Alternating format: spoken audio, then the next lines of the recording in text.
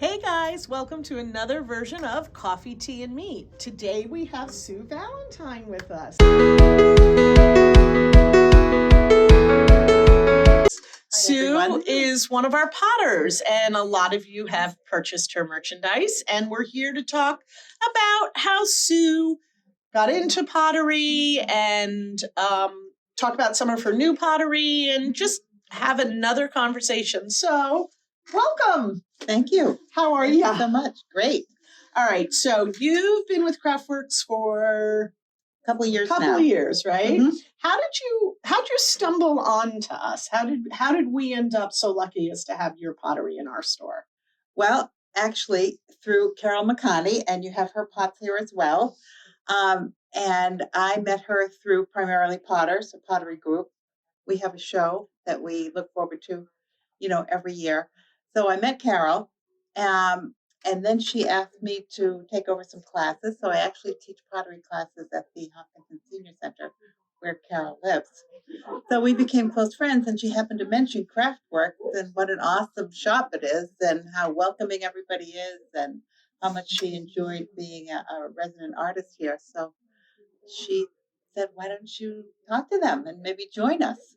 So and you did. Yes. Let's go back further. How did you become a potter? Did you go to school? Was this a second career? Was there just always art in your veins? What brought you to this beautiful medium? Well, I have always loved art, but I ended up in nursing school because at that time, and of the same vintage where, a lot of people are, you really had limited choices. Right. Okay, do you want to be a secretary? Do you want to be a teacher? Do you want to be a nurse?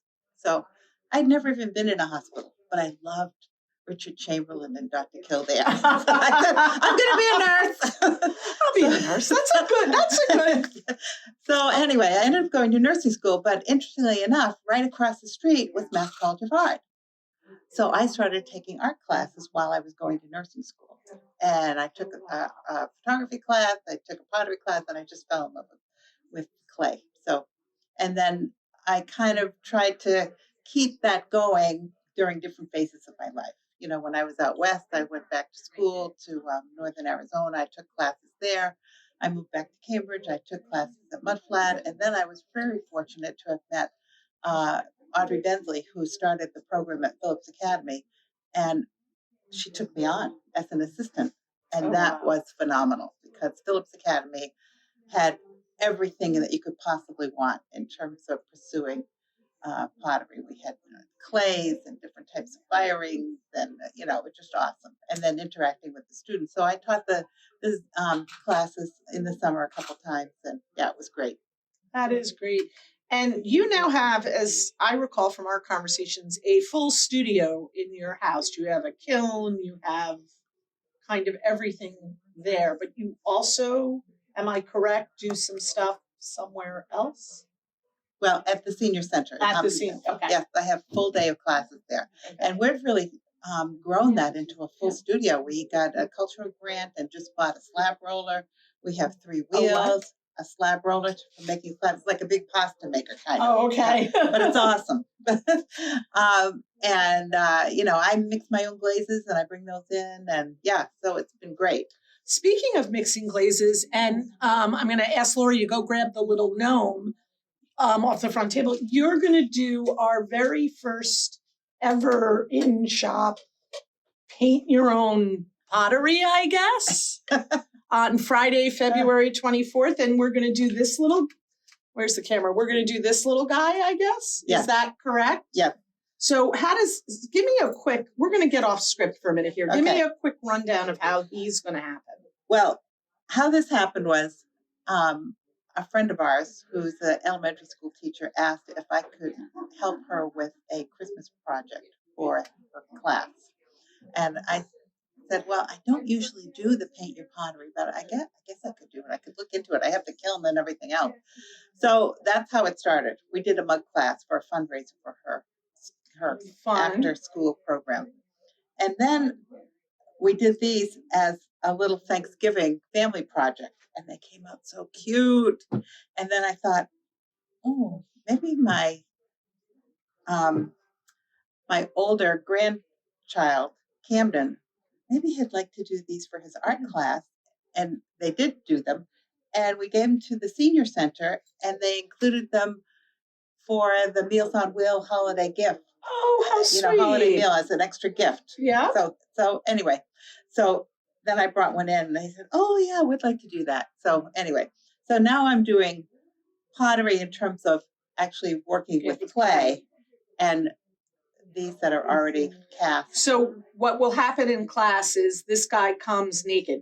He comes just as a little white thing. And then you'll have glazes. I'm not a potter. I'm going to have all these colors. I have 15 colors now. Okay. So people will be able to pick the colors, paint them, and then I'm going to take them back to my studio. I'll glaze them, fire them, and then return them, to the shop. Oh, how cute. So again, that's at the end of this month at 1:00 in the afternoon. I'm flying a little by the seat of my pants. I'm looking, there we go. Friday the 24th of February at 1 in the afternoon. If you haven't signed up, seats are limited. Now we'll move on to our regularly scheduled program. But I think he's adorable. And it's kind of a nice way to get involved in pottery. Because it can be a little intimidating if somebody just gives you 5 pounds of clay and said, okay, go for it, make something. Right. So it's been fun for me. Yeah, my sister's a potter. She's tried a couple of times and I find it overwhelming. I can knit, I can quilt. I did a painting class yesterday, but I do find it overwhelming. So I think that you're right. This is a great way for somebody to start getting their artistic talent on, so to speak. So in that vein, I want to ask you a question that I ask everybody we do this with, which is, what have you learned from mistakes? What are I always say, you must have a good mistake story, something that went horribly wrong maybe, and either turned out to actually be wonderful or taught you something. I think a lot of new artists, whether you're a quilter or a knitter or a crocheter or a weaver or a potter, get very caught up in it's got to be perfect and it's got to be right. And we learn so much from our mistakes. So do you have kind of let's call it a mistake story or an oops or an I fell into it or whatever you want to call it? Well, it's interesting you should bring this up because yesterday in class, I was going around and I was helping the students and saying, oh, this isn't working. And I said, well, let's try this. Let's do that, And somebody said, oh, you're our boo-boo fixer. Our boo-boo fixer. Boo-boo bear. Yeah. But what's really interesting is, and I've told this to the students, and it has worked out to be true. Sometimes they're working on a piece and it's not quite what they envisioned. And they're just ready to give up on it. I said, you know what? No. Let's kind of rethink this. Maybe it could be something different. Maybe you could add something, whatever. But let's see what we can do about saving the piece. And then they get to the point where they're finishing it. So they're either using underglaze colors or they're glazing it or whatever. And at that point, they really don't care. They don't care. Oh, well, I didn't want this piece. I didn't like it anyway. I just do whatever. Those come out the best pieces because they're very free. They're very free. They're not caught up in, okay, I want it to look like this. It's got to have this color on the top. It's got to, but they really don't care. So they're very creative and they take risks and they take chances.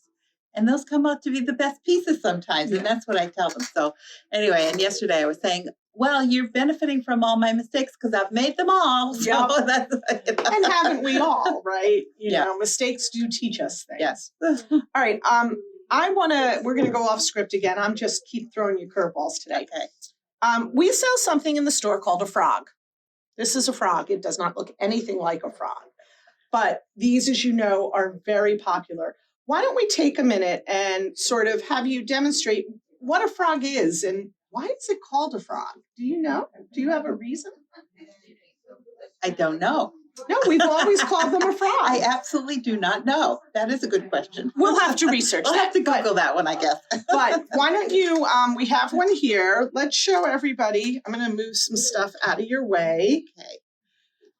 So I kind of joke around about this, that this is the new Yankee candle. Everybody has a lot of candles. This is a little different. Yep. It's a very reasonable price point, and they're really kind of fun. So this is the frog, and I have different motifs. People love the breeze. They love the dragonflies. A lot of them have those kind of embellishments. I've got flowers. This is a fern design, and it fits on top of a largemouth mason jar. But you know what? If you have a glass jar or a plant or whatever that you love, you could use that just as easily. And then they come with little charm packs, and these are the different colors that you put around the neck. And what's so great about this is they're so easy to put together an awesome floral arrangement. And what the frog does is actually separates the flowers, so you can really see them as individual flowers. And so I'm just going to put in a few, maybe tulips here. We're going to have some beautiful flowers in the store today. Oh, you are? Yeah, I'm planning to keep this one once you're done.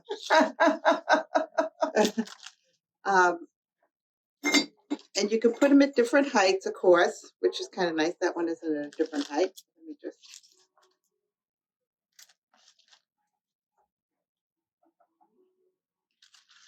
And then you can add a few greens. And I'll tell you, during the garden season, you can just go out into your yard and pick like a couple cone flowers and maybe some hostas and put those together.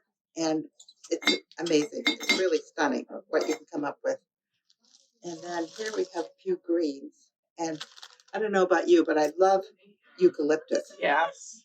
It's just, wonderful. It's great. Eucalyptus for a little structure. And then since the tulips are so strong, I'm thinking maybe something a little fluffy might look nice. What do you think? Oh, how pretty. To kind of set it off. So basically what you guys can see is that there are 7 holes in the frog. Are there always 7? Yes. There are 7 holes, and you can use any flowers, any greens, and you would fill your mason jar with water. We just didn't want to make a mess. And look at this. You have a beautiful centerpiece. You have something pretty on your kitchen counter. And what a great way. Spring will be coming. So what a great, easy way to look like a professional. Oh, cute. You just put a green. A professional little centerpiece, I guess. And sometimes when you're thinking about a floral arrangement for somebody, they don't want something really big. Mm-hmm. And this is kind of perfect. And then you can use the different colored charm packs around the neck to kind of add a little extra something. And, maybe you want it to match. Maybe you want it to be a contrasting color that kind of pops what you have for flowers. This just kind of goes. Oops. And then you just kind of tie it. And it's just on a little silk cord. Oh, that's lovely. And speaking of spring, it looks like you've got some new. What do you think? I think it's beautiful. See how simple that was? And anybody, believe me, anybody can do it. But you can really appreciate every element in the arrangement. You can. You really can. And you don't need many flowers either. When you go to the grocery store, I love Gerber daisies. You can get a little pack of Gerber daisies for $4. Yep. And get the greens good to go. So you brought in some new designs. Mm-hmm. This is actually best mugs around. I love these mugs. I have a couple of Sue's mugs. And this is really bright and springy and fun. I like this. Here's a great gift right there. And how fun. Another spring color. This is called Robin's Egg, and the Robin's Egg is on the inside. And look at this. I mean, what a way to start breakfast in the morning. Oh my gosh. Doesn't this make you smile? It does. It is happy, isn't it? It is happy. I love it. Oh, I love it. So, and I am trying to make things functional, but also fun. Absolutely. We need a little. Well, let's take a quick minute and sort of peruse your Wallow pottery here. I think that the variety is fabulous. One of the things I absolutely love, obviously, is a pottery yarn bowl. And look how fun this one. You could do color work with this yarn. with this yarn bowl, not with the yarn, sorry. Because it has holes to bring through your different color yarns. We have a butter dish here, which is lovely. And we have this butter dish, also a covered one. More frogs, bulls. I mean, you certainly have a plethora of beautiful. Let me pick this up off the These are little floor. cell phone holders that we made.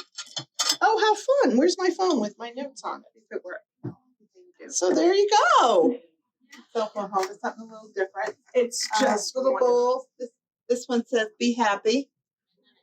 and it has a bee in It it. has a bee. That is great. Be happy. I just wanted to mention the mugs.